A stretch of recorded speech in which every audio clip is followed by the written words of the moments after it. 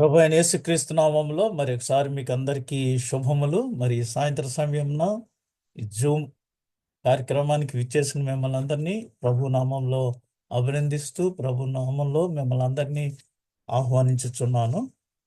ఆ, మనకి మరి క్రిస్మస్ అయిపోయిన తర్వాత యేసు ప్రభువుకు నామకరణం చేసిన తర్వాత యేసు ప్రభు అన్యజనులకు ప్రత్యక్షపరచుకున్నారు. దీన్నే ఎపిఫానియా అని మనము మరి ధ్యానం చేశాము. అయితే మనకి ఈస్టర్ పండుగ ఈసారి ఏప్రిల్లో వచ్చింది. అందుచేత ఎప్పుడైతే అది ఏప్రిల్లో షిఫ్ట్ అవుతుందో ఎపిఫానియా ఆదివారాలు 2 లేక 4 వరకు పొడిగించబడతాయి. ఈ మధ్యకాలం అంతా కూడా ఎపిఫానియా కింద పరిగణిస్తారు. అదే ఈస్టర్ మార్చిలో వస్తే ఎపిఫానియా 1 లేక 2 వారాలే ఉంటాయన్నమాట. ఈసారి ఈస్టర్ ఏప్రిల్ 20వ తేదీన వచ్చింది కాబట్టి మనకి ఎపిఫానియా సుమారుగా 4 వారాలు ఉన్నాయి. అంచేత మనం ఈ దినము దీనికి సంబంధించిన వాక్యాన్ని మనం ధ్యానం చేయాలని నేను ఆశించుచున్నాను. దానికి సంబంధించి మరి లూకా సువార్త 4వ అధ్యాయము 14 నుంచి 22 వచనాల వరకు మరి దీనికి సంబంధించిన వాక్య భాగం. నేను ఈ జూమ్ కార్యక్రమం నిర్వర్తించడానికి ముఖ్య కారణం ఏంటంటే ఆ, కరోనా సమయంలో ఎవరు ఎక్కడికి వెళ్ళలేని పరిస్థితుల్లో అప్పుడు మండల కాలం క్రీస్తు శ్రమల ధ్యానాన్ని మనము మొట్టమొదటిగా 2020వ సంవత్సరంలో ఈ జూమ్ కార్యక్రమం ద్వారా ప్రారంభించాము. ఆ తర్వాత మరి అది అలాగే కంటిన్యూ చేస్తూ 5 సంవత్సరాలు 2024 వరకు 5 సంవత్సరాలు నిరవధికంగా చేశాము. ఈసారి కూడా మరలా మార్చ్ 8వ తేదీ అనుకుంటా భస్మ బుధవారం కాబట్టి మనం ఈసారి మరలా ఈ శ్రమల ధ్యానాన్ని కొనసాగిస్తాము. మరి కేవలం శ్రమల ధ్యానాలు మాత్రమే కాకుండా వారానికి ఎందుకు ఒకసారి మనం కూడుకోకూడదని మీకు అందరితో నేను ముచ్చటించినప్పుడు మీరందరూ మంచిగా ఉంటుంది, సోమవారం బాగుంటుందని మీరందరూ మరి అంగీకరించినందుకు ప్రతి సోమవారం మనం ఈ విధంగా ఈ జూమ్ ద్వారా మనం అందరం కనెక్ట్ అయ్యి ఒక సార్వత్రిక సంఘంగా మరి దేవుని సన్నిధిలో కొంతసేపు గడపటానికి దేవుడు మనకి అనుగ్రహించిన కృపను బట్టి దేవాది దేవునికి వందనములు స్తోత్రం చెల్లించున్నాను. మీ అందరూ విచ్చేసినందుకు మీ యొక్క సపోర్ట్ కొరకు మిమ్మల్ని అందరినీ నేను మరి అభినందించుచున్నాను. ఈ సమయంలో ఈ లూకాసు సువార్తలో మరి 4వ అధ్యాయము 14 నుంచి 22 వచనాల వరకు ఆ, ఏమని ఉందంటే ఈ ఎపిఫానియా అనగా జ్ఞానులు యేసు ప్రభువుని దర్శించిన ఆ సమయాన్ని ఎపిఫానియా అంటారు. అంచేత మనము దానికి సంబంధించిన వివరాలన్నీ నేను 2 వారాల క్రింద చెప్పాను. అంతేకాకుండా ఇది ముగ్గురు జ్ఞానులు వారు మరి కానుకలతో యేసు ప్రభు దగ్గరికి వెళ్ళి ఆరాధించారు, సాష్టాంగ నమస్కారము చేశారు. యేసు ప్రభు అసలు ఈ లోకములోనికి ఎందుకు పంపబడిను అనేది ఈ దినము మనం ధ్యానించనే ఉన్నాము. వై? ఎందుకంటే మరి ఆదిలో ఆదామును దేవుడు సృష్టించి మీరు ఫలించి అభివృద్ధి పొంది ఈ భూమి అంతటిని నింపండి అని ఆశీర్వదించి వాళ్ళకి ఫ్రీడమ్ ఇస్తే వారు చేయకూడని పని చేయటం వల్ల పాపం వచ్చింది. దేవుడు ఎంతో మనతో సహవాసం చేయాలనుకుంటే ఆయనకి దూరం అయిపోయాము.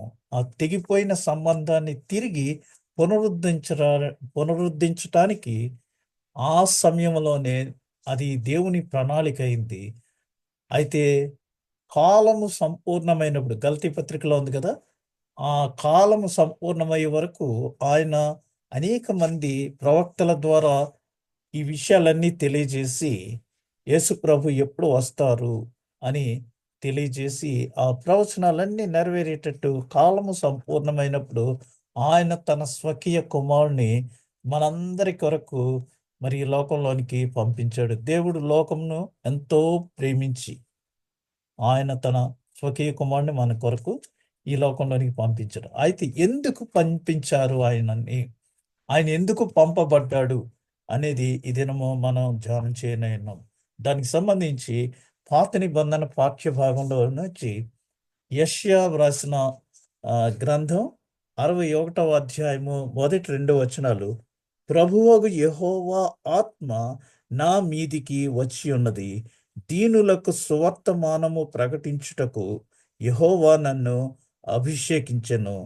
నలిగిన హృదయము గల వారిని దృఢపరచుటకును, చెరలోనున్న వారికి విడుదలను, బంధింపబడిన వారికి విముక్తిని ప్రకటించుటకును, యెహోవా హితవత్సరమును మన దేవుని ప్రతిదండన దినమును ప్రకటించుటకును, దుఃఖాక్రాంతులందరినీ ఓదార్చుటకును ఆయన ఈ లోకంలోనికి వచ్చాడని మరి యేసు ప్రభు పుట్టక మునుపు సుమారుగా 700 సంవత్సరముల ముందే యెషయా ప్రవక్త ద్వారా దేవుడు మనకందరకు ఈ విషయాన్ని తెలియజేసి ఉన్నాడు.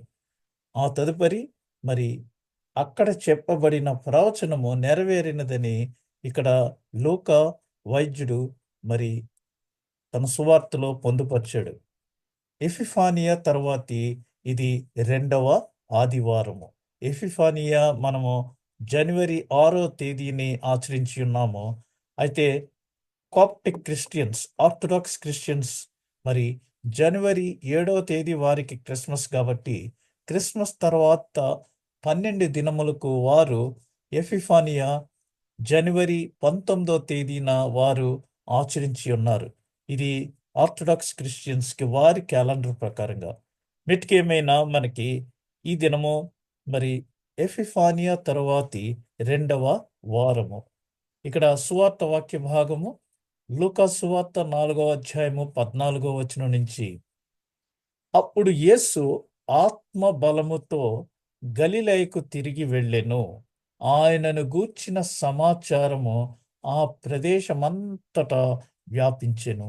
ఆయన అందరి చేత ఘనత నొంది వారి సమాజ మందిరములలో బోధించుచు వచ్చెను. తరువాత ఆయన తాను పెరిగిన నజరేతునకు వచ్చెను. తన వాడుక చొప్పున విశ్రాంతి దినమందు సమాజ మందిరములోనికి వెళ్ళి చదువుటకై నిలుచుండగా ప్రవక్త అయిన యెషయా గ్రంథము ఆయన చేతికి ఇయ్యబడెను. ఆయన గ్రంథము విప్పగా, ప్రభువు ఆత్మ నా మీద ఉన్నది, బీదలకు సువార్త ప్రకటించుటకై ఆయన నన్ను అభిషేకించెను. చెరలోనున్న వారికి విడుదలను, గ్రుడ్డి వారికి చూపును కలుగునని ప్రకటించుటకును, నలిగిన వారిని విడిపించుటకును, ప్రభువు హితవత్సరము ప్రకటించుటకును ఆయన నన్ను పంపియున్నాడు అని వ్రాయబడిన చోటు ఆయనకు దొరికెను.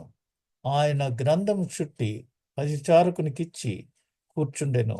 సమాజ మందిరంలో ఉన్న వారందరూ ఆయనను తేరి చూడగా ఆయన, నేడు మీ వినికిడిలో ఈ లేఖనము నెరవేరినదని వారితో చెప్పసాగిను. అప్పుడు అందరూ ఆయనను గూర్చి సాక్ష్యం ఇచ్చుచు ఆయన నోటి నుండి వచ్చిన దయగల మాటలకు ఆశ్చర్యపడి, ఈయన యోసేపు కుమారుడు కాడా అని చెప్పుకొనుచుండగా.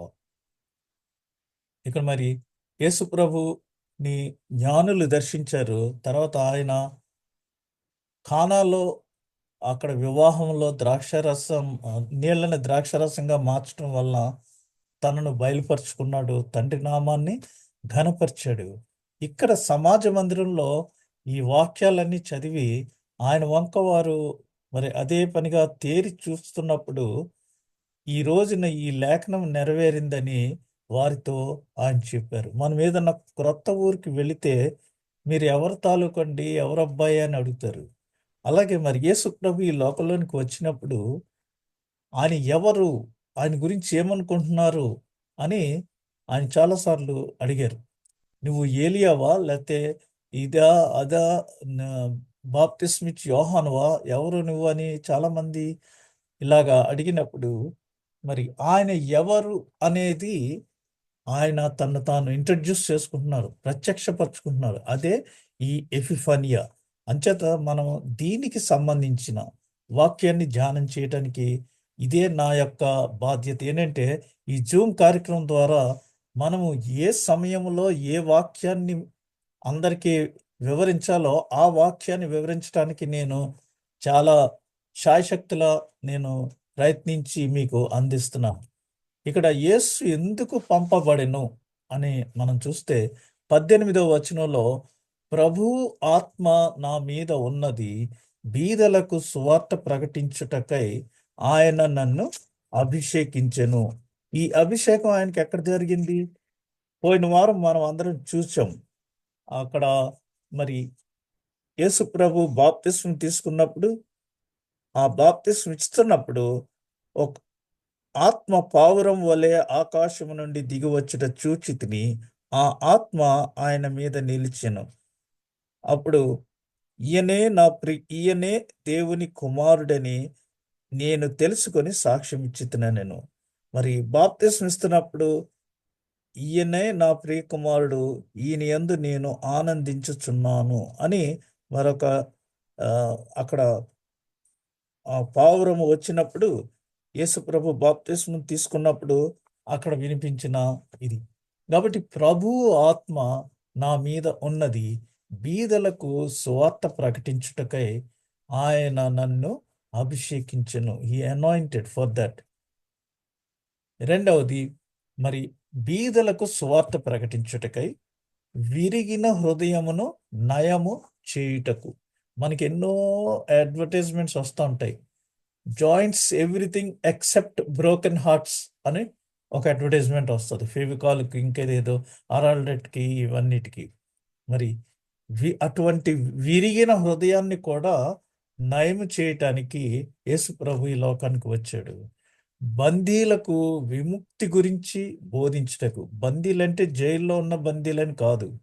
మనమందరము కూడా పాపం అనే జైల్లో ఉన్నప్పుడు బందీలుగా మనందరికీ ఆ పాపం అనే బంధాన్ని నుంచి విముక్తి ఏ ఏ విధంగా జరుగుతుందని ఆయన మరి బోధించారు. అందులకు చూపు అందులకు చూపు మరి ఏ విధంగా కలుగుతుంది అనేసి మనమందరము అంధత్వంలో ఉన్నాం. ఏది ఆత్మీయంగా పైకి చూస్తున్నాం, కానీ అందుకని ఏం చెప్పబడుతుందంటే, వారు చూతురు కానీ వారికి అర్థం కాదు, కనులుండి చూడరు, చెవులుండి వినరు. అంటే మనం చూస్తున్నది, మరి ఆత్మలో మనం అందరము అంధత్వంలో ఉన్నాము. అటువంటి వారు అందరికీ చూపును అనుగ్రహించడానికి, గాయపడిన వారికి స్వేచ్ఛను ఇచ్చుటకు ప్రభు ఈ లోకంలోనికి పంపబడిను. ఇక్కడ మనం చూస్తే మనం అందరము పాపులమై ఉండగా మరి దేవుడు మనలందరినీ ప్రేమించి ఆయనను తన స్వకీయ కుమారుని మన కొరకు ఈ లోకంలోనికి అనుగ్రహించాడు. అనగా ఇది దేవుని యొక్క దైవిక జోక్యం. చాలామంది ఈ మధ్య ఈ Los Angeles California state fire అయిపోతే రకరకాలైన కామెంట్స్ అవి యూట్యూబ్లో భారీ ఎత్తున మన క్రైస్తవ బోధకులందరూ కూడా దేవుడు ఇలా చేశాడు, అలా చేశాడు, వాళ్ళు హేళన చేస్తే అనేసి చెప్పారు. మంచిదే, దాని గురించి మనం ఏమి కామెంట్ చేయట్లేదు. కొన్నిసార్లు మరి దేవుడే డైరెక్ట్గా దైవిక జోక్యం చేసుకుంటాడు. హీ విల్ డైరెక్ట్లీ ఇంటర్వీన్, జోక్యం చేసుకుంటాడు. ఎందుకని? అక్కడ జరుగుతున్న పరిస్థితులను బట్టి. నేను ఎన్నోసార్లు చెప్తూ ఉంటాను, ఏంటంటే మరి దేవుడు ఒక స్త్రీ ఒక పురుషుడు వారిద్దరూ కలిసి ఉండటానికి అనుగ్రహించాడు, స్త్రీని కూడా చేశాడు. మరి అది విడిచిపెట్టి వీరు పురుషులు స్త్రీలు వివాహం చేసుకోవచ్చని, ఆ వివాహాలు మరి చట్టభద్రంగా కొన్ని చేసి ఆ వివాహాలు చేయటానికి కొంతమంది కాపర్లు. నేను ఒక పెద్ద ఆయన్ని అడిగాను, మీరు ఇన్ని చెప్తున్నారు, అసలు వాళ్ళిద్దరికీ వివాహం చేయడానికి మీకు ఆవిడ అధికారం ఇచ్చాడు అనేటప్పటికి వారి దగ్గర సమాధానం లేదు. ఒక స్త్రీకి ఒక పురుషుడికి వివాహం చేయటానికి కాపర్లకి మరి గవర్నమెంట్ లైసెన్స్ ఇచ్చింది. సంఘాల్లో కూడా మరి దేవుడు జతపరిచిన అనే ఈ మన బైబిల్ ప్రకారంగా అధికారం ఉంది. అయితే ఒకే సెక్స్ వాళ్ళకి వివాహ కార్యక్రమం చేయటానికి మీకు ఎవరు అధికారం ఇచ్చారని అడిగితే దానికి సంబంధం లేదు. మళ్ళా వారు ఆ ఫోటోలు, ఆ వీడియోలు అన్నీ చూపిస్తుంటారు. ఎటువంటి సంఘం, ఎటువంటి చర్చ్ దాన్ని యాక్సెప్ట్ చేస్తుంది అనేది మరి చాలా ప్రశ్నార్థకం. అందుచేత ఆ విధమైన కార్యకలాపాలు ఎక్కువైపోయినప్పుడు దేవుడు ఖచ్చితంగా జోక్యం చేసుకుంటాడు. ఇది ఇన్విటబుల్. గుజరాత్లో ఎన్నో చర్చిలు తగలబెట్టేసినప్పుడు అక్కడ భూకంపం వచ్చింది, అది మీకు తెలుసు. మరి కొంతకాలం క్రిందట ఒరిస్సాలో ఎక్కువగా ఎప్పుడు తుఫాన్లు రావు. ఎక్కువ ఆంధ్రప్రదేశ్కి వస్తాయి కానీ కోస్టల్ డిస్ట్రిక్ట్స్కి ఒరిస్సాలో రావు. అయితే ఒరిస్సాలో మరి గ్రహం అనే ఆయన అనేక సంవత్సరాలు కుష్ఠరోగుల మధ్య పనిచేసి ఆ రోజు కారులో తన ఇద్దరు కుమారులతోటి మరి విశ్రమించినప్పుడు మరి అక్కడున్న దుండగులు కొంతమంది ఆ కారుని కాల్చేశారు. దేవుడు ఊరుకుంటాడా? జోక్యం చేసుకుంటాడు. దైవిక జోక్యం చేసుకొని ఒరిస్సాలో ఎప్పుడూ లేనంత భయంకరంగా తుఫాను వచ్చి ఆ ప్రాంతం అంతా నష్టమైంది. ఇక్కడ సబ్బాతు దినాన మరి యోధా ప్రజల సమాజ మందిరములో, ప్రార్థనా మందిరంలో సాంప్రదాయకంగా 7 పాఠకులు వాక్యాన్ని చదువుతారు. పౌలు గారు కూడా ఎప్పుడు తను ఎక్కడికి వెళ్ళినా సరే ముందు ఆ సబ్బాతు దినాన్న ప్రార్థనా మందిరంకి వెళ్తారు. ఎందుకని? అక్కడ తనకి తెలిసిన యూదులు ఎవరో ఒకరు దొరుకుతారు అని. మనకి ఇక్కడ తెలుగు వారు ఉన్నామంటే తెలుగు చర్చ్ ఎక్కడ ఆరాధన ఉంటే అక్కడికి వెళ్తే మన తెలుగు వాళ్ళు కనిపిస్తారు కదా అని మనం ఎలా వెళ్తామో ఆ విధంగా ఆయన తెలిసిన వారి ద్వారా తన స్వార్థ పరిచర్యను మరి ఎక్కువగా చేశాడు. ఇక్కడ యేసు ప్రభు కూడా మరి ఆ సాంప్రదాయకంగా ట్రెడిషనల్గా మన తల్లిదండ్రులు మనల్ని సంఘానికి, చర్చ్‌కి ఏ విధంగా నడిపించారో ఆ విధంగా మరి యేసు ప్రభు కూడా వెళ్ళారు. అక్కడేంటంటే ట్రెడిషనల్‌గా, సాంప్రదాయకంగా ఆరాధనలో అనగా ఆ ప్రార్థనా మందిరంలో 7 వాక్యాన్ని చదువుతారనమాట. అందులో మొదటిగా చదివేది ఎవరంటే యాజకుడు. అనగా మరి యాజకత్వం అందరూ చేయరు. ఎవరైతే చేస్తున్నారో యాజకత్వం వారు చదువుతారు. రెండవదిగా లేవీయుడు, అంటే యాజక వంశము నుంచి వచ్చిన వాడు లేవీయుడు చదువుతాడు. మిగిలిన తదుపరి 5 ఇశ్రాయేలీలు అనగా పెద్దల్లాంటి వాళ్ళు, లే పీపుల్, వాళ్ళు 5 మరి వాక్యాన్ని చదువుతారు. ఇది ఈ యొక్క ప్రార్థనా మందిరంలో జరిగే పద్ధతి, వాక్యాన్ని చదవటం. ఈ ప్రార్థనా మందిరాన్ని ఏమంటారంటే సునగోగు అంటారు. సినగోగ్ అని ఇంగ్లీష్‌లో చెప్తూ ఉంటాము. ఇది మరి నేను పోలాండ్ దేశంలోను, ఇంకా కొన్ని ప్రాంతాల్లో ఈ సునగోగ్ ఎలా ఉంటదనేది చూశాను. అక్కడికి వెళ్ళేటప్పుడు ఒక చిన్న టోపీ ఇస్తారు. ఆ టోపీ పెట్టుకుని వెళ్ళాలి. ఎంట్రన్స్ వచ్చి చాలా చిన్నగా ఉంటది. తల దించుకుని వెళ్ళాలి. ఇలా తల ఎత్తుకుని వెళ్ళటానికి ఉండదు. కాబట్టి వారి యొక్క ప్రార్థనా మందిరంలో అక్కడ మోషే ధర్మశాస్త్రానికి సంబంధించి ఒకటుంటది. అక్కడ వారు నిలబడి ఆ పుల్పిట్ లాంటి మీకు వీడియో క్లిప్ కూడా ఉంది, చూద్దురు గాని. అక్కడ నిలబడి వారు ఈ వాక్యాలు చదువుతారు. ఇతర గ్రంథాల్లో మనం క్రీస్తు బోధించుట చూచెదము గాని చదువుట కాదు. అయితే మరి ఇక్కడ యేసు ప్రభు చదువుతున్నారు. ఆయన కూడా నిలబడి మరి యెషయా గ్రంథం ఆయన చదవటం మనం ఇక్కడ గమనిస్తున్నాం. ఇది ఆయన కుమారుడు ప్రపంచమునకు తనను తాను ప్రత్యక్షపరచుకొనుటకు దేవుడు నియమించిన సమయం. This is the time to expose himself for the public.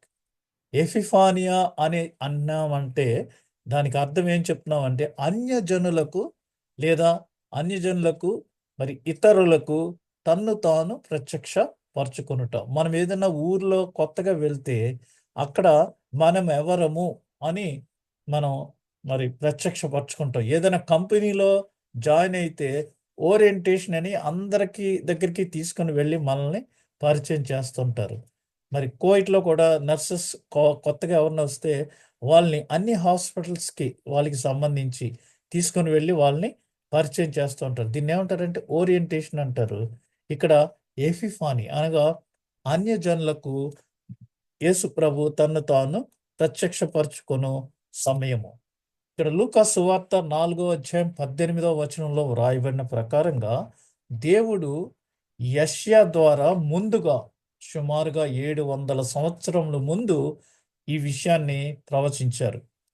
61:1లో ప్రభువగు యెహోవా ఆత్మ నా మీదికి వచ్చి ఉన్నది, దీనులకు సువర్తమానము ప్రకటించుటకు యెహోవా నన్ను అభిషేకించెను.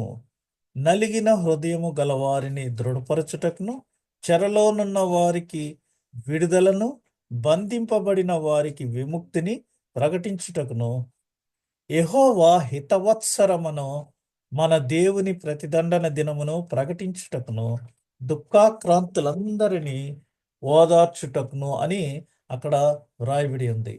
మరి మనకి భారతదేశంలో బ్రిటిష్ వారు ఉన్న సమయంలో అనేక మంది మిషనరీస్ దీనులకు సువార్త ప్రకటించడానికి వారు సమర్పించుకొని పాశ్చాత్య దేశాల నుంచి వచ్చి ఇక్కడ సువార్త ప్రకటించారు.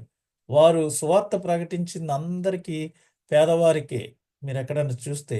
అందుకనే వారు ఒక స్లోగన్ చెప్తూ ఉంటారు. ఏంటంటే పేదవారు మరి వారికి ఆ టైంలో భోజనం కూడా సరిగా లేకుండా ఆకలితో ఉన్నప్పుడు వారికి ముందు ఆకలి కోసం యమనిచ్చి, తర్వాత మరి సరి అయిన శుభ్రత లేకుండా ఉన్నప్పుడు శుభ్రంగా స్నానం చేసే సదుపాయం కల్పించి, మరి ఆ రోజుల్లో చాలా మందికి అన్ని ఆలయాల్లోకి ప్రవేశము లేదు. అగ్రజాతి వారు ఒక ఆలయం కట్టించుకున్నారంటే వారే వెళ్ళి అక్కడ పూజలు చేయాలి. మిగిలినోళ్ళు ఎవరు చేయకూడదు. ఆ విధంగా ఉండే రోజుల్లో యేసుక్రీస్తు అందరికీ ప్రభువు. ఎవరైనా రావచ్చు సంఘంలోనికి, చర్చ్‌లోకి అన్నప్పుడు మరి అటువంటి ఆశ కలిగిన ప్రజలందరూ కూడా మరి ఆలయంలోనికి వచ్చి దేవునిని ఆరాధించారు. అందుకని అప్పట్లో వచ్చిన మిషనరీస్ ముందు సూప్, ఆకలిగొన్న ఈ పేద ప్రజలకు సూప్ ఇచ్చేవారు. ఆ సూప్ తాగి వాడు కడుపు నింపుకొని తర్వాత సోప్ ఇచ్చేవారు. శుభ్రంగా స్నానం చేసి మరి మంచిగా ఉండటానికి, ఆ మురికి అంతా పోవటానికి. తర్వాత రక్షణ సువార్త ప్రకటించేవారు. అందుకని వారి యొక్క మరి స్టేట్మెంట్ ఏంటంటే సూప్, సోప్ అండ్ సాల్వేషన్.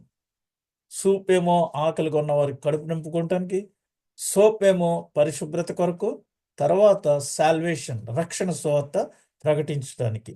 ఆ విధంగా మరి ఆయన యొక్క అధికారం యొక్క గుర్తింపు, యేసు ప్రభుకి సర్వాధికారము ఇయ్యబడింది. ఎందుకని? ప్రభు యొక్క ఆత్మ ఆయనపై ఉన్నది. ఈ పని చేయుటకు మొదటిగా యేసు అభిషేకించబడెను. మనం క్రిస్మస్ కాలంలో మరి పరలోకం నుంచి ఈ లోకంలోనికి ఆయన మరి నరావతారుడుగా ఈ లోకంలోనికి పంపబడ్డాడు అని అనేక పాటలు పాడాం. కాబట్టి ఆయన ఈ లోకంలోనికి వచ్చేటప్పుడు తండ్రి ఆయనకి ఫుల్ అథారిటీస్ ఇచ్చారు.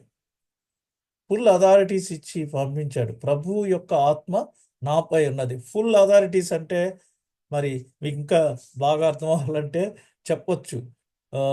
కొన్ని ఇళ్లలో పెళ్ళిళ్ళు అవుతాయి. పెద్ద కోడలు వస్తది. వస్తే అత్తగారులు ఏమంటారు? అమ్మా ఇక మీదట అంతా నువ్వే చూసుకోవాలి. నా పని అయిపోయింది. ఈ బాధ్యతలన్నీ నీకే, నువ్వే చూసుకోవాలి అది ఇది అని చెప్తా ఉంటారు. అంటే కొంతమంది నాయకులు కూడా చేసేది ఇదే. అలా అంటానే ఉంటారు కానీ, ఆ బొడ్డునున్న తాళాల గుర్తు మాత్రం అక్కడే పెట్టుకుంటది గానీ, అది మాత్రం వారికి ఇవ్వదు. అంటే నాయకులు కూడా క్రింద వారికి బాధ్యతలు ఇచ్చి పని బాధ్యతలు నువ్వు అది చెయ్యి, ఇది చెయ్యి అని చెప్తారు గానీ, ఫుల్ గ్రిప్ అంతా వారి కంట్రోల్‌లోనే ఉంచుకుంటూ ఉంటారు. అలా కాదు. యేసు ప్రభుకి తండ్రి సంపూర్ణమైన అధికారం ఇచ్చాడు. భారతదేశానికి స్వాతంత్రం మరి 47లో వచ్చింది. అయితే రిపబ్లిక్ డే ఎప్పుడు జరిగిందంటే 50వ సంవత్సరంలో జరిగింది. అంటే సంపూర్ణ అధికారం కింద చెప్పుకోవచ్చు ఇది. ఈ విధంగా ఈ రోజుల్లో నాయకత్వంలో అందరూ కూడా నువ్వు అది చేయి ఇది చేయి అని చెప్తారు, కానీ తండ్రి తన కుమారుని సర్వాధికారం ఇచ్చి పంపించినట్టు ఏ అధికారి ఏ నాయకుడు కూడా ఎవరికి అలా ఇవ్వట్లేదు. ఏ అత్తగారు కూడా ఏ కోడలకి అటువంటి ఫ్రీడమ్ ఇవ్వట్లేదు. కాబట్టి ఈ పని చేయటానికి, సువార్త ప్రకటించడానికి మొదటిగా యేసు అభిషేకించబడ్డాడు. దైవ సంబంధమైన మరియు పవిత్రమైన కార్యమునకు ఈజ్ డెడికేటెడ్, అంకితం చేయుటకై సూచనగా ఈ అభిషేకము జరిగింది. అందుకే ప్రధాన యాజకుడిగా ఈ అభిషేకము ఆయనకు జరిగింది. ప్రధాన యాజకుడు మనకి ఒక్కడే. ఎవరిని పడితే వాళ్ళని ప్రధాన యాజకుడని మనం పిలిస్తే అదా ఆ యొక్క ప్రాబ్లం మందవుతుంది. ఎవరిని పడితే వాళ్ళని ప్రధాన యాజకుడు అని పిలవకూడదు. ఎవరిని పడితే వాళ్ళని తండ్రి అని. మనకు ఒక్కడే తండ్రి. ఆదాము వల్ల మనకి దేవునికి మనకి సంబంధం తెగిపోయినప్పుడు మరి ఆయన తన స్వకీయ కుమారుని పంపించి సిలువలో రక్తం కార్చడం వల్ల తండ్రికి మరి మనకి తెగిపోయిన ఆ సంబంధాన్ని తిరిగి పునరుద్ధీకరించి అనగా రికన్సైల్ చేసి రీఇన్స్టేట్ చేసి ఒక రాయబారిగా యేసు ప్రభు మరి ఆయనను తిరిగి తండ్రి అని పిలవగలిగే అర్హతను మనకు అందరికీ అనుగ్రహించాడు. అందుకనే మరి ఎప్పుడైతే సమాప్తమైనదో అని చెప్పాడో 6వ మాటలో, అప్పటి నుంచి మరి దేవాలయం తెరచిరిగి పరిశుద్ధ స్థలం అతి పరిశుద్ధ స్థలం ఒకటైంది. మనము ఆయనను తండ్రి అని పిలవగలిగే అర్హత మనం కలిగి ఉన్నాము. అందుకనే పరలోకమందున్న మా తండ్రి అని మనం పిలుస్తున్నాం. మనకు ఒక్కడే తండ్రి, ఆత్మీయ తండ్రి. ఎవరిని పడితే వాళ్ళని మీరు తండ్రి అని పిలిస్తే మిమ్మల్ని మీరు అగౌరవపరుచుకున్నట్టు అవుతుంది లోకరీత్యా. మనకి ఆత్మీయంగా ఒక్కడే తండ్రి, ఒక్కడే ప్రధాన యాజకుడు. మనకి ఎవరిని పడితే వాళ్ళని పెద్ద టోపీ పెట్టుకున్న వాళ్ళని ప్రధాన యాజకుడు అని పిలిస్తే అది మనకే ప్రమాదం మరి. ఎందుకంటే మన ప్రధాన యాజకుడు మనకంటే ఆ ముందుగా అక్కడికి వెళ్ళి మన తరపున తండ్రి కుడిపార్శ్వాన్ని కూర్చుని మన తరపున ఆయన వ్యాజ్యమాడుతున్నాడు. దేవునిచే ఆయన పని నిమిత్తము యేసు ప్రత్యేకించబడి అభిషేకించబడిన. ఈ రోజుల్లో అభిషేకాలు చేస్తాం. ఎవరికైనా అభిషేకాలు కావస్తే రండి, ఇంత అది ప్యాకేజ్ ఫిక్స్ చేస్తారు. ఆ గౌను, ఆ కిరీటం ఇవన్నిటికి. అలా కాదు. అభిషేకం అంటే ప్రత్యేకించబడి ఆ పని నిమిత్తమై ప్రత్యేకించబడి దేవునిచే అభిషేకించబడిన. ఇక్కడ మనుషుల అభిషేకం కాదు. చూశారు కదా, దైవ సంబంధమైన మరియు పవిత్రమైన కార్యమునకు అంకితము చేయుటకై సూచనగా ఈ అభిషేకం జరిగింది. ఈ రోజుల్లో అలా కాదు. అక్కడ ఏదో ఖాళీ ఉంటే అక్కడ ఒకటి పెట్టాలి కాబట్టి అని అభిషేకం చేసేయటం.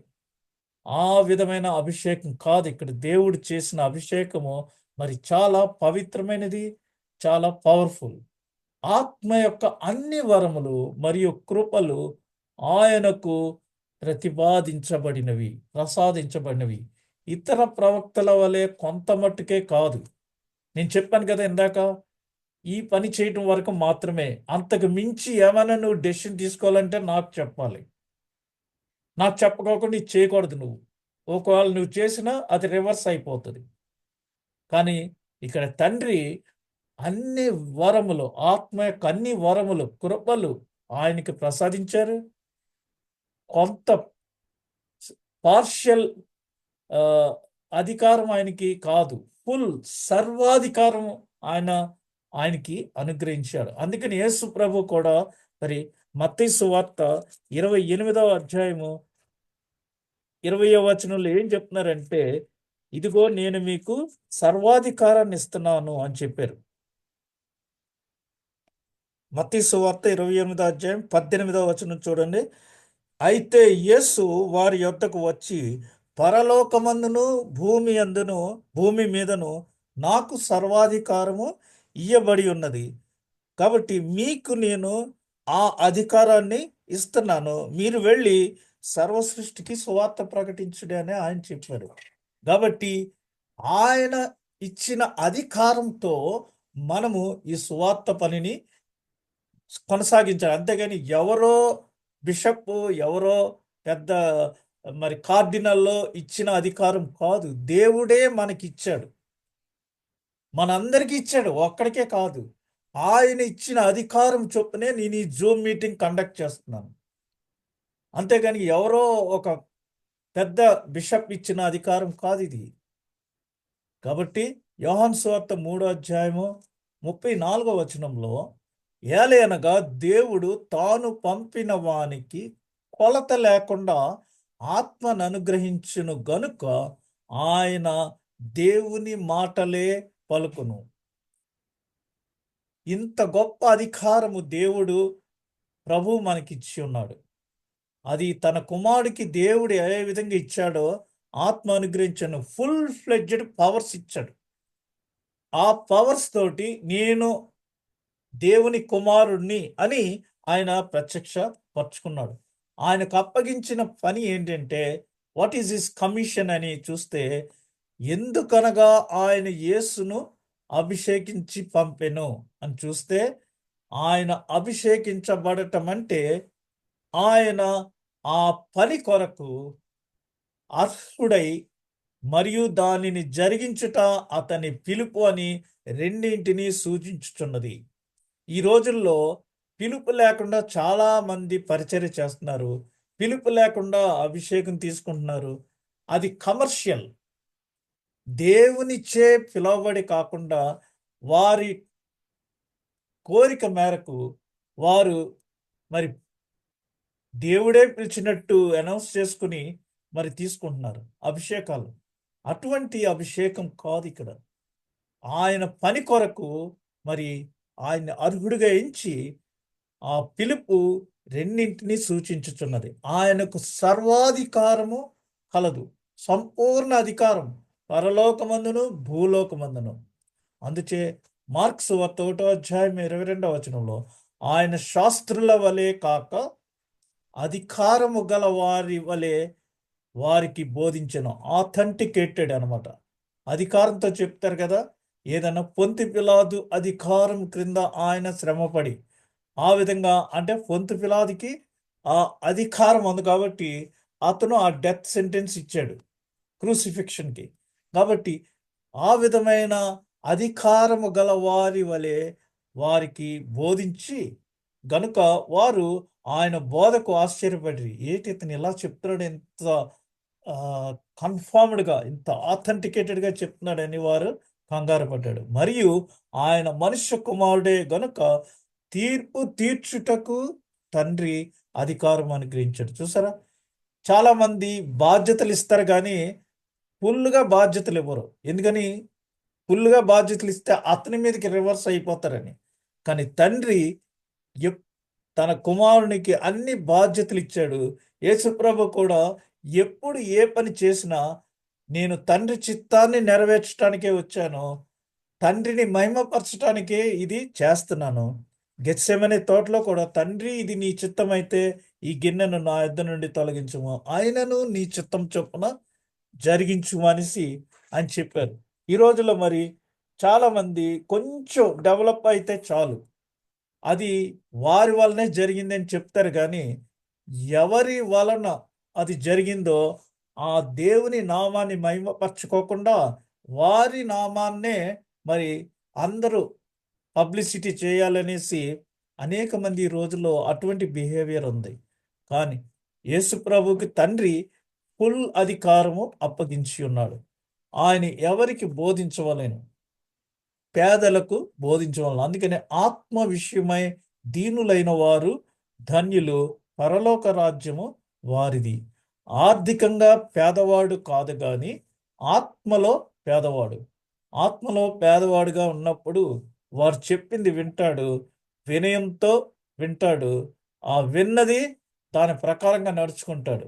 అటువంటి వాళ్ళకి మనం బోధించాలి. కానీ ఫుల్గా మరి భోజనం ఫుల్గా తిన్నవాడికి బిర్యానీ పెడితే ఊసేస్తాడు కానీ వాడు తిండు. ఆకలి కొని ఉన్న వారికి మరి మనము ఇస్తే వాడు నీ కడుపు చల్లగా ఉండని అట్లీస్ట్ ఆ మాత్రం చెప్తాడు. అందుకనే మనం ఎటువంటి వారికి ఏ విధంగా బోధించాలని ఇక్కడ కీర్తనల గ్రంథం మొదటిది వచనంలో ఉంది. దుష్టుల ఆలోచన చొప్పున నడవక, పాపుల మార్గమున నిలవక, అపహాసకులు కూర్చుండు చోటను కూర్చుండక, యెహోవా ధర్మశాస్త్రమునందు ఆనందించుచు దివారాత్రము దానిని ధ్యానించువాడు ధన్యుడు. ఒకరోజు ఇవాళ ఈ వారానికి చదివేశాను కదా, ఇది ఒకటి సరిపోద్దని కాదు. నిత్యము దివారాత్రము ఉదయం సాయంత్రము మనం దాన్ని ధ్యానించాలి. ఆ ధర్మశాస్త్రమందు ఆ యొక్క వాక్యాలు అన్ని ధ్యానించి ఆనందించాలి. అంతేగాని మనం పాపుల మార్గాన్ని నిలవకూడదు. నిలిస్తే వాళ్ళు మనల్ని కూడా వాళ్ళు దాంట్లో జమేస్తారు. అపహాసకులు కూర్చుండ చోటను కూర్చుండక, మరి ఆ విధంగా కూర్చుంటే ఏమవుతుంది? తాడి చెట్టు కింద కూర్చుని మంచినీళ్ళు తాగినా ఏమంటారో మనకి తెలుసు. ఒకవేళ బార్లోకి బాత్రూమ్కి వెళ్ళి బార్లోంచి బయటకు వస్తుంటే ఏమంటారో మనకందరికీ తెలుసు. కాబట్టి అపహాసకులు కూర్చుండ చోటను కూర్చుండక, మరి పాపుల మార్గంను నిలవక. మనం అక్కడ ఉన్నాం అనుకోండి, ఆ ఏరియాని బట్టి మనల్ని అరెస్ట్ చేస్తారు, లేదా మనకి చెడ్డ పేరు వస్తుంది. కాబట్టి అలా ఉండకోకుండా మనము మరి మంచిగా ఉండాలనేసి చెప్తున్నారు. విరిగి నలిగిన హృదయమును స్వస్థపరచడానికి ఆయన ఈ లోకంలోనికి వచ్చాడు. యేసుక్రీస్తు గొప్ప పరమ వైద్యుడు. శారీరకంగా, మానసికంగా లేదా ఆధ్యాత్మికంగా అన్ని రకముల అనారోగ్యాలకి ఆయన చక్కగా నయం చేయగలడు. ఒకసారి మరి 18 సంవత్సరాల నుంచి రక్తస్రావంతో బాధపడుతున్న మరి ఒక స్త్రీ ఆయన కొంగు పట్టుకుంటే స్వస్థత కలుగుతుంది అనేసి అక్కడ మరి ఆ విధంగా ఆమె స్వస్థత పడ్డది. అదే విధంగా మరి ఒకడికి ఫుల్గా దెయ్యాలు పట్టినప్పుడు ఆ మనిషి నుండి ఆ దెయ్యాన్ని వెళ్ళగొట్టాడు. అది మెంటల్గా, మానసికంగా. మరి స్పిరిచువల్గా, ఆధ్యాత్మికంగా ఏంటంటే అందుకు యేసు రోగులకే గాని ఆరోగ్యము గల వారికి వైద్యుడు అక్కర్లేదు అనేసి లూకా సువార్త 5వ అధ్యాయము 31వ వచనంలో మనకి ఇక్కడ వ్రాయబడి ఉన్నది. అది ఏ కాంటెక్స్ట్ ఒకసారి చూద్దాము. లూకా సువార్త 5వ అధ్యాయము 31వ వచనంలో అక్కడ మరి ఒకడిని పక్షవాయు గల వాడిని తీసుకొచ్చినప్పుడు యేసు ప్రభు మరి అతన్ని చూచి, నీ పాపములు క్షమించబడ్డాయి, నీవు లేచి నడుమని చెప్పినప్పుడు అతడు మరి లేచి నడిచాడు. ఎందుకంటే కొన్ని రోగాలు మన పాపముల వలన మన ఆధ్యాత్మిక పరిస్థితి అలాగ అయిపోతుంది. కాబట్టి ఆయన ఏం చెప్పాడంటే, నీ పాపములు క్షమించబడ్డాయి. స్పిరిచువల్ హీలింగ్ అయిపోయింది అక్కడ. కాబట్టి నువ్వు లేచి నడువు అని చెప్పినప్పుడు, మారు మనసు పొందుటకై నేను పాపులను పిలువచ్చి తిని గాని నీతిమంతులను పిలువ రాలేదని వారితో చెప్పాను. ఎవరైతే పాపులుగా ఉంటారో వాళ్ళు వస్తారు, కానీ నీతిమంతులుగా మరి ఉన్నాను, కొంతమంది తామే నీతిమంతులమని మరి వారిని వారు మోసపుచ్చుకుంటున్నారు. అలా కాకుండా మరి ఆయన ఆరోగ్యవంతులకు కోసం రాలేదు, అనారోగ్యుల కోసం వచ్చాడు. డాక్టర్ కూడా అనారోగ్యుల కొరకే కావాలి, కానీ ఆరోగ్యంగా ఉండే వాళ్ళకి అవసరం లేదు. చెరలోనున్న వారికి విడుదల ప్రకటించడానికి, ఇంకా క్రీస్తును ఒప్పుకొని లేదా క్రీస్తును కలిగి వారి జీవితంలో పాపము ఉన్నవారు పాపపు సంకెళ్లతో బంధించబడి, నేను ముందే చెప్పాను కదా, మనమందరము పాపం అనే జైల్లో ఉన్నప్పుడు యేసు ప్రభు వచ్చి ఆయన తన స్వరక్తము ఇచ్చి, అనగా ఆయన మనందరి కొరకు బెయిల్ ఇచ్చి మనల్ని ఆ జైల్లోంచి విముక్తి చేశారు. కాబట్టి బంధించబడి ఉండటం వలన మన జీవితంలో దేవుని చిత్తమునకు సంబంధించిన పనిని మనము పూర్తి చేయలేం.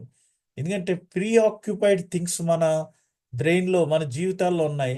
మనం కొన్ని అలవాట్లకి అలవాటు పడిపోయి బంధించబడి ఉన్నాం. ఎలా బంధించి ఉన్నాయంటే మల్టిపుల్ ఫోల్డ్స్ అనమాట. సాతాను మనల్ని ఎలా బంధిస్తాడంటే అస్సలు ఏ విధంగానూ బయటికి రాలేని పరిస్థితుల్లో ఉరులు ఉరులు అంటారు. ఇదివరకు పందిర్లు వేసేటప్పుడు ఏనుగు ముడి అని వేసేవారు. ఇంకా ముడి ఎవరు విప్పలేరు ఎట్టి పరిస్థితుల్లో. ఆ విధమైన మరి పాపములతో బంధించబడి ఉన్నప్పుడు, అనేకమైన లేయర్స్ లేయర్స్ లేయర్స్ కింద బంధించేసి ఉన్నప్పుడు, అటువంటి పరిస్థితుల నుంచి మనము మరి దేవునికి ఇష్టమైన కార్యాలు చేయలేము. ఎందుకంటే మనం బంధించబడి ఉన్నాం. అందుచేత వేరొక నియమము నా అవయవములలో ఉన్నట్టు నాకు కనబడుచున్నది. అది నా మనస్సునందు ధర్మశాస్త్రంతో పోరాడుచు నా అవయవములలోనున్న పాపమునకు నన్ను చెరపట్టి లోపరుచుకున్నది. మరి మనకేమో మన శరీరం కొన్నిట్లకి అలవాటు పడిపోయి ఉన్నప్పుడు దాన్ని అలాగ కబ్జా చేసి లోపరుచుకుని ఉంచుతుంది. ఎట్టి పరిస్థితుల్లో మరి వేరే అపాయింట్మెంట్స్ యాక్సెప్ట్ చేయదు. వేరే పనులు చేయటానికి మన యొక్క శరీరము ఒప్పుకోదు. అందులో దృష్టిని తిరిగి పొందుటకు ఇది భౌతికంగా అర్థం చేసుకోవచ్చు, కానీ చాలా మట్టుకు సత్యమునకు అంధత్వమునకు దూరముగా ఉంటుంది. ఎలా అంటే మనమందరము ఆత్మీయంగా అంధత్వంలో ఉన్నప్పుడు మనకందరికీ మరి ఆత్మీయ దృష్టిని ఇవ్వటానికి ప్రభువు ఈ లోకంలోనికి వచ్చాడు. చూడండి, కొరింథీ పత్రిక 3వ అధ్యాయము 14వ వచనం. ఆత్మీయ అన్నం అంటే ఏంటో చెప్తాను. ఆత్మీయ అంధత్వం. మరియు వారి మనస్సులు కఠినములాయను గనుక నేటి వరకును పాత నిబంధన చదవబడినప్పుడు అది క్రీస్తునందు కొట్టివేయబడినని వారికి తేటపరచబడక ఆ ముసుకే నిలిచి ఉన్నది. యూదులను ఎవరినన్నా చూస్తే, నేను కూడా ఇజ్రాయెల్ దేశాన్ని దర్శించాను. అక్కడ మాకు ఒక యూదుడు మరి గైడ్ కింద వచ్చాడు. చాలా చక్కగా చెప్తున్నాడు అన్నీని, యాజ్ ఇఫ్ ఎవ్రీథింగ్. అయితే ఎలా చెప్తున్నాడంటే, ఇది ఇక్కడే యేసు ప్రభు పుట్టాడు, ఇక్కడ ఆయన చనిపోయాడంట, ఆయన తిరిగి లేచాడంట అంట అంట అని చెప్తున్నాడు. కానీ అతడు నమ్మినట్టు పేతురు గారు చెప్పారు కదా, ఆ రోజు మీరు ఆయనను సిలువకు అప్పగించి మీరే ఆయన్ని చంపారు, అయితే దేవుడు ఆయన్ని తిరిగి లేపాడు, అందుకు మేము సాక్షులము. అలా చెప్పుకోకుండా అంటా అంటా అని చెప్తున్నారు. ఎందుకని? యేసు ప్రభు ధర్మశాస్త్రాన్ని మరి వచ్చిన తర్వాత అది కొట్టివేయబడినని వారికి అర్థం కావట్లేదు. ఇంకా అదే కంటిన్యూ చేస్తున్నారు. యేసు ప్రభుని ఇప్పటికీ కూడా వారు నమ్మక ఆ ధర్మశాస్త్ర ముసుగులోనే ఉన్నారు. ఎందుకని? ఆ ముసుగులో నుంచి వారు బయటకు పడక అదే నమ్ముచు అది చదువుతారు, కానీ వారికి అర్థం కాదు. కనులుండి చూస్తారు, చెవులుండి వినరు. కానీ ఆ ఆ ధర్మశాస్త్రం రోజు దివారాత్రం దాన్ని ధ్యానించాలన్నప్పుడు చదువుతున్నారు, కానీ దాన్ని అర్థం చేసుకుంటలేదు. ఎందుకని? వారి యొక్క కఠినమైన మనస్సులు దానికి ఒక అడ్డుగా, ముసుగు కింద ట్రాన్స్లూసెంట్గా తయారు చేస్తుంది వారి యొక్క హృదయాన్ని. అందుచేత చాలామంది గొప్పగా చెప్తూ ఉంటారు, నేను బైబిల్ 50 సార్లు చదివేశానండి అంటారు. నువ్వు నిజంగా 50 సార్లు చదివితే అందులో ఎంత భాగము నీవు అర్థం చేసుకున్నావు అని మనం అడిగితే, మరి అప్పుడు వారు ఏం చదివారు అనేది అర్థమవుతుంది. ఇక్కడ వీరు కూడా అంతే, పాత నిబంధన చదువుతుంటారు, కానీ అందులో క్రీస్తు ఎందుకు వచ్చాడు, మనలందరినీ రక్షించడానికి వచ్చాడు అనే ఆ యొక్క భావం వారు అర్థం చేసుకోకుండా అదే ముసుగులో ఉన్నారు. ఎఫెసీ 4వ అధ్యాయం 18వ వచనం. వారైతే అంధకారమైన మనస్సు కలవారై తమ హృదయ కాఠిన్యము వలన తమలో ఉన్న అజ్ఞానము చేత దేవుని వలన కలుగు జీవములో నుండి వేరుపరచబడిన వారై తమ మనస్సునకు కలిగిన వ్యర్థత అనుసరించి నడుచుచున్నారు. కాబట్టి మన పాపమే దేవుని సత్యము మరియు ప్రేమ నుండి మనలను అంధత్వము చేయను. కొంతమందికి ఎన్ని చెప్పినా వినరు, ఎంత ఎక్స్ప్లెయిన్ చేసినా అర్థం చేసుకోరు. ఎందుకంటే వారి మనస్సులు కఠినం. అప్పుడు మనం ఏమంటామంటే, వీడు చాలా తిక్కోడు, యూదులకు ఇంకో పేరేంటి, there blood is very thick. అంచేత వీడికి ఎంత చెప్పినా అర్థం కాదు, తిక్క, మూర్ఖుడు అంటారు. లేకపోతే మరి ఒరే బాబు నీకు ఇలా అవుతుందో అలా అవుతుందంటే, లేదు వాడు నమ్మినదే సత్యం అనుకుని మరి దేవుని దగ్గర నుంచి వచ్చే జీవంలో నుంచి వేరుపరచబడిపోతున్నాం మనం. నోవహు వాడు తయారు చేసే, ఒరే బాబు అందరూ ఇందులోకి రండి, దేవుడు మరి వర్షాన్ని పంపిస్తాడు, ఇలాగ జలప్రళయం వస్తుందంటే అందరూ ఎంత తిక్కగా మరి కేర్లెస్గా ఉన్నారో మనకి తెలుసు. అటువంటి ప్రజలు ఇప్పుడు కూడా అలాగే ఉన్నారు. మనం ఏమైనా చెప్తే మనల్ని వెర్రివారుగా చూస్తారు. అందుకనే నశించుచున్న వారికి అది వెర్రితనం గాని, మరి మిగిలిన విశ్వసించే వారికి అది దేవుని శక్తి అయి ఉన్నది. అంచేత ఈ మనసు కాఠిన్యం ఉన్న వారికి అలాగే ఉంటుంది. విడుదల, స్వాతంత్ర్యం అనుగ్రహించడానికి, డెలివరెన్స్, ఈజ్ అవర్ డెలివరర్. ప్రభువు ఆత్మ, ప్రభువే ఆత్మ, ప్రభువు యొక్క ఆత్మ ఎక్కడ ఉండునో అక్కడ స్వాతంత్ర్యము ఉండును.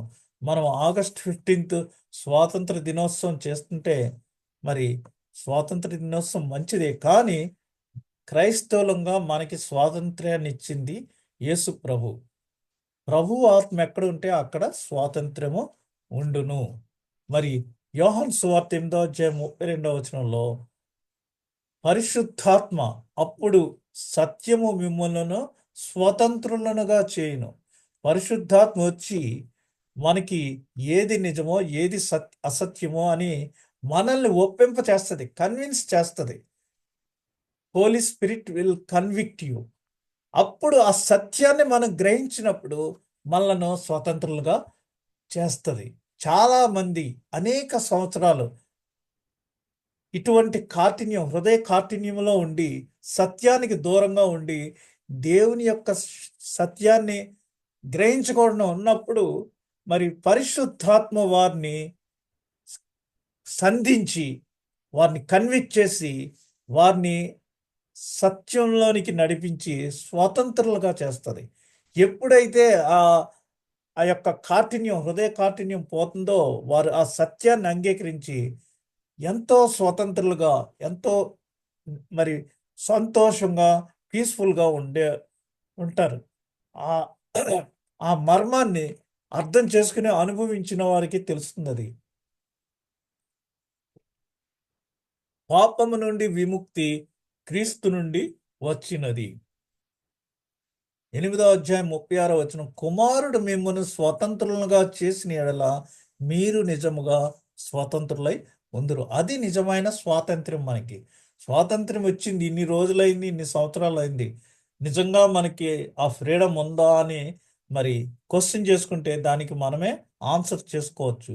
అయితే ఎవరైతే క్రీస్తునందు ఉంటారో, క్రీస్తు వాణి అందు ఉంటాడో, పాతివి అన్ని గతించెను, సమస్తము క్రొత్త వాయును.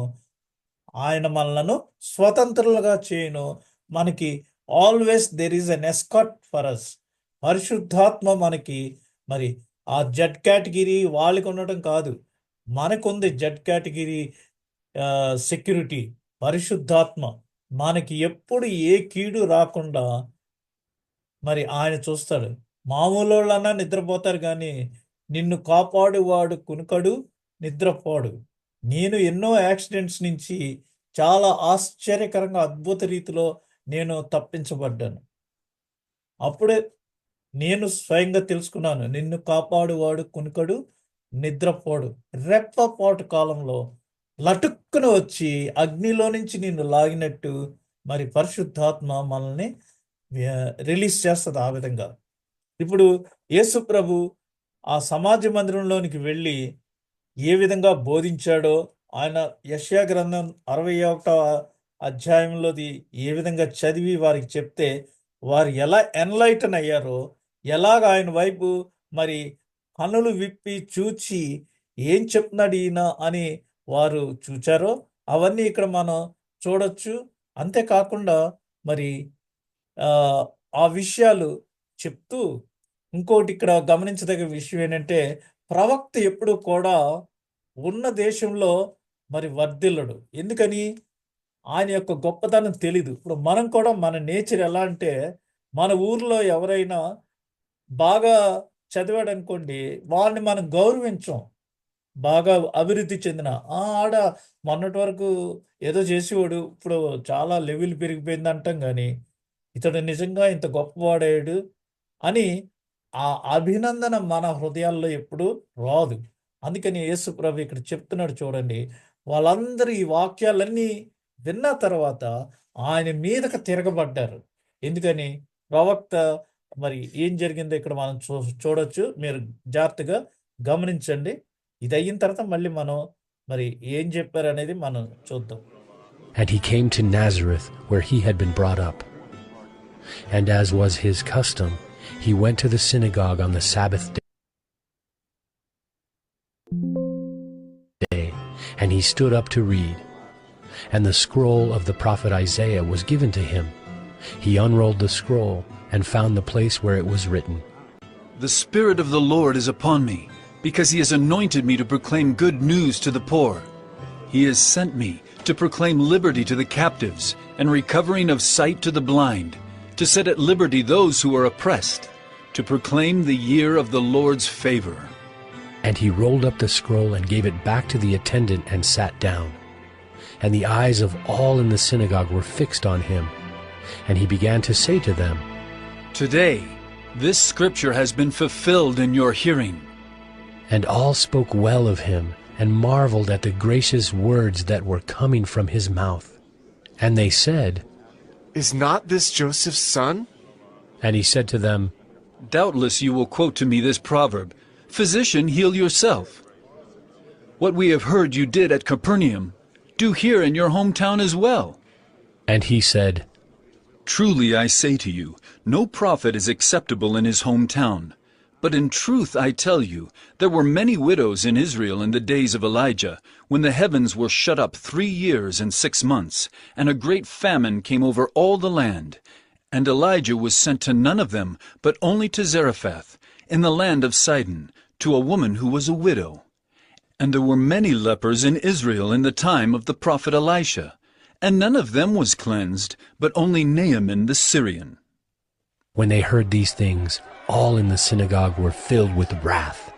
And they rose up and drove him out of the town, and brought him to the brow of the hill on which their town was built, so that they could throw him down the cliff. But passing through their midst, he went away. మరి ఆ విధంగా ప్రభు ఆమోదయోగ్యమైన సంవత్సరమును బోధించుటకు ప్రవక్త ఎప్పుడు కూడా ఉన్న ప్రదేశంలో అభివృద్ధి పొందడు. వేరే ప్రాంతానికి వెళ్ళినప్పుడు అక్కడ ప్రజలు గుర్తిస్తారు. ఎలా అంటే లోక సంబంధమైన ఎగ్జాంపుల్ ఒకటి నేను చెప్తాను. ఒక అతను పేరు, డాక్టర్ పేరు బ్రతుకన్న, కే బ్రతుకన్న అతని పేరు. అతను క్లినిక్ పెడితే వీడికి ఏం వైద్యం వచ్చు అని ఎవరూ వెళ్ళలేదు. అతను చాలా నష్టపోయాడు. ఆ తర్వాత అతను ఏం చేశాడంటే వేరే చోటకి మరి వెళ్ళిపోయి అక్కడ పేరు ఎలా పెట్టాడంటే కేబి కన్నా, కే బ్రతుకన్నా, దాన్ని కేబి ఖన్నా అని పెట్టాడు. అక్కడ చాలా చక్కగా అభివృద్ధి చెందాడు. దానికి దీనికి ఏమి రిలేషన్ అని కాదు నేను చెప్పేది. అయితే ఉన్న ఊర్లో ఎప్పుడు కూడా ఎవరిని వారి యొక్క గొప్పదనాన్ని గౌరవించరు. అందరికి వస్తున్నాయి ఇప్పుడు 99% పెద్ద గొప్ప ఏంటి అంటారు, కానీ చాలా మంచి మార్కులతో పాస్ అయ్యాడు, దేవుని స్తోత్రం అని ఎవరు చెప్పరు. ఇక్కడ ప్రభు ఆమోదయోగ్యమైన వత్సరమును ప్రకటించుటకు, హితవత్సరం అంటే 50 సంవత్సరాలకు వచ్చేదాన్ని హితవత్సరము, జూబ్లీ ఇయర్ అని అంటారు. ఈ సృష్టిలో 40 మండల కాలం అంటే 40 దినాలు, దానికి 50 సంవత్సరాలు, 40 హితవత్సరాలు అనగా 40 × 50 2000 సంవత్సరాలకి, 40 హితవత్సరాలకి దేవుడు ఈ సృష్టిలో ఒక్కొక్క మార్పుని తీసుకొస్తున్నాడు. నోవహు ప్రళయం వచ్చింది, సొదొమ గొమొర్రాలు నాశనం చేశాడు. తర్వాత యేసు ప్రభు వచ్చాడు. యేసు ప్రభు వచ్చి 2030వ సంవత్సరంలో ఆయన సిలువ వేయబడ్డాడు. ఇప్పుడు మనం 2030కి రీచ్ అవుతున్నాము. అనగా మరి ఆ మార్పు త్వరలో రానయున్నది. ఆయన రాకడ త్వరలో రానైనది. ఎందుకంటే ఆయన సిలువ వేయబడిన తరువాత 2000 సంవత్సరంలో చాలా అతి త్వరలో ఇంకొక 5 సంవత్సరాల్లో మరి మీట్ అవుతున్నాం కాబట్టి ఈ యొక్క వైపరీత్యాలన్నీ కూడా మనం చూస్తున్నాం. ఇక్కడ హితవత్సరం అంటే ఏంటంటే హితవత్సరము అనగా ప్రభు యొక్క హితవత్సరమును ప్రకటించటానికి కువైట్లో ఉన్న ప్రజలకు ఒక్కొక్కసారి మరి యామ్నెస్టీ అని ప్రకటిస్తారు. అకామా లేని వాళ్ళందరూ ఫ్రీగా వెళ్ళిపోవచ్చు అనేసి. ఇక్కడ 49వ సంవత్సరం నుంచి 50వ సంవత్సరం వరకు ఎవరైనా అప్పు ఉంటే ఆ అప్పులన్నీ మాఫీ, రుణాలన్నీ మాఫీ అయిపోతాయి. ఎవరైనా స్థలాలు లీజ్ తీసుకుంటే అన్నీ రిలీజ్ అయిపోతాయి. ఈ విధంగా అన్నీ కూడా జీరో జీరో అయిపోతాయి. ఏ విధమైన బంధాలు ఏముండవు. 49వ సంవత్సరం నుంచి 50 సంవత్సరం వరకు భూమిలో అనగా వారికి ఉన్న పొలాల్లో పంటలు కూడా ఏమి పండించరు. ఆ సంవత్సరం అది ఆ భూమికి రెస్ట్ అన్నమాట. అనగా యేసు ప్రభు ఈ భూమి మీద ప్రభు యొక్క ఆమోదయోగ్యమైన వత్సరము ఎవరైతే ఆయన యందు విశ్వాసం ఉంచుతారో వారందరూ నిత్యజీవం పొందుకునే అవకాశాన్ని ఆయన ఇస్తున్నారు. అనగా ఆ పాతివన్నీ మాఫీ, ఏమి అడగము. ఇంకా నేను గుర్తు చేసుకోను. నేను ఒక నూతన నిబంధన, నా నిబంధన మీ హృదయంలో నేను మాంసం మీద రాస్తున్నాను అని చెప్పాడు. హృదయంలో, గుండెల మీద రాస్తున్నానని. అదే ఏంటంటే మనం ఎంత పాపులమైన ఎంత పాపిని అని యేసు చేర్చుకొని మనకి మరి అవన్నీ తీసివేసి నిత్య జీవాన్ని అనుగ్రహించడానికి ఆయన తన యొక్క హితవత్సరాన్ని ప్రకటించటానికి ఈ లోకంలోనికి వచ్చాడు. ఆయన ప్రకటించాడు. అందుచేత అప్పటి నుంచి ఇప్పటి వరకు కూడా మనం ఆయన యందు విశ్వాసం ఉంచిన వారందరూ కూడా మరి నశింపక నిత్యజీవం పొందుకుంటున్నాము. యేసు ప్రభు ఆమోదయోగ్యమైన సంవత్సరం అనే ఆ మాటలతో ఆగిపోయాను. ప్రార్థనా మందిరంలో గుమిగూడిన ఆ ప్రజలకు దేవుని కుమారుడని యేసు తెలియచేసినట్టు స్పష్టమైంది. ఎందుకంటే ఇందాక మాట్లాడింది మీరు చూశారు. ఇది మరి ఆయన మొట్టమొదటిసారి వచ్చినప్పుడు నరుని అవతారంలో వచ్చి ఆ ప్రజలకు ఆయన బహిరంగంగా ఇవన్నీ చెప్పి చేశాడు. క్రీస్తు తన బహిరంగ పరిచయం 21వ వచనంతో ప్రారంభించాడు. ఆ సునగోగు నుంచి, ఆ ప్రార్థనా మందిరం నుంచి ఆయన బయటికి వెళ్ళి ఆ విధంగా అక్కడి నుంచి ఆయన పరిచర్యను ప్రారంభించాడు. యేసుక్రీస్తును దేవుడు ఎన్నుకున్న వ్యక్తిగా అంగీకరించే సమయము ఆసన్నమైంది. ఎందుకంటే ఆయన ఈ లోకంలోనికి ఎందుకు వచ్చాడంటే దేవుడు లోకాన్ని ఎంతో ప్రేమించాడు. మనం ఎవ్వరూ నశించిపోవడం ఆయనకి ఇష్టం కాలేదు కనుక ఆయన మనల్ని రక్షించటానికి హితవత్సరాన్ని అనౌన్స్ చేయటానికి తన కుమారుని ఈ లోకంలోనికి పంపించాడు. మరి ఆయన వచ్చి ఆ హితవత్సరాన్ని ప్రకటించాడు. అందుచేత యేసు ప్రభుని ఎన్నుకున్న వ్యక్తి ఇతను, ఈయనే నా ప్రియకుమారుడు, ఈయన యందు నేను ఆనందించుచున్నాను, ఈయనను నేను ఎన్నుకున్న వ్యక్తి, ఈయనకు నేను అభిషేకించిన వ్యక్తి అని అందరూ అంగీకరించే ఆ సమయము ఆసన్నమైనది. అదే ఈ ఎపిఫానియా కాలము. ప్రజలందరికీ తాను ఏంటి అని ఆయన ఎక్స్పోజ్ చేసుకునే సమయము. అయితే మొదటి ఆగమనములోని ప్రజలకు బహిరంగం చేశారు. ఇప్పుడు ఆయన మరలా తిరిగి రానన్నాడు. పునరా ఆగమనము. మొదటి ఆగమనములో మనము అడ్వెంట్ కాలానికి సంబంధించి యేసు ప్రభు వస్తాడు, మెస్సయ వస్తాడు అని యెషయా గ్రంథంలో చెప్పబడి ఇవన్నీ మనం గుర్తు చేసుకున్నాం. ఆయన మొదటి ఆగమనంలో ప్రజలందరికీ ఆయన ఏంటి అనేది తెలియజేసుకున్నాడు, ఎపిఫానియా అని.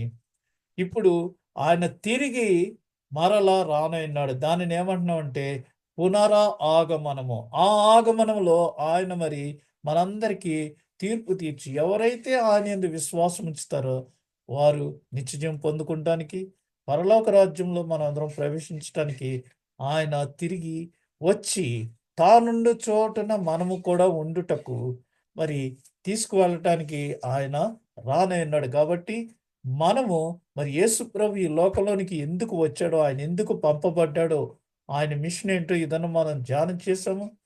ఆ విధంగా మరి మనము ఆయనతో కూడా నివసించటానికి, ఆయన మరి మనందరి కొరకు ఏర్పరిచిన ఆ మ్యాన్షన్స్‌లో ఉండటానికి ఆ యోగ్యత, ఈ హితవత్సరం ప్రకటించబడిన హితవత్సరంలో మనమందరము అక్కడికి ఎత్తబడేటట్టుగా మనలను మనము మరి సిద్ధపరచుకోవాలి. రెండవ ఆగమనానికి మనము సిద్ధంగా ఉండాలి. రాజాది రాజా, రాజులకు రాజువై, రాజు రాజువై, నువ్వు మేఘాల మీద వస్తావు సకల మరి భక్తులతోటి అని మనం పాట పాడుతున్నాము. ఆ విధమైన పునరాగమనానికి మనమందరము సిద్ధపడి ఉండాలి. దేవుడు ఈ కొద్ది మాటలను దీవించును గాక. ఆమేన్.